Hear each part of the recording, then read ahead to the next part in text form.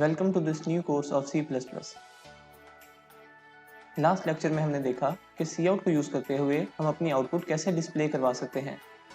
इस लेक्चर में हम endl कमांड के बारे में जानेंगे। endl कमांड के जरिए हम अपनी आउटपुट मल्टीपल लाइंस में डिस्प्ले करवा सकते हैं। ये हमने एक प्रोग्राम लिखा है जो endl कमांड्स यूज़ कर रहा है। इस प्रोग्राम की आउटपुट इस तरह की होगी। की टेक अवे। endl कमांड के जरिए हम कंसोल में लाइन ब्रेक कर सकते हैं, जिसकी मदद से आउटपुट मल्टीपल लाइंस में डिस्प्ले हो सकती है। इस लेक्चर में हमने देखा कि कैसे एक प्रोग्राम लिख सकते हैं जो मल्टीपल लाइंस में आउटपुट डिस्प्ले करवा सकता है।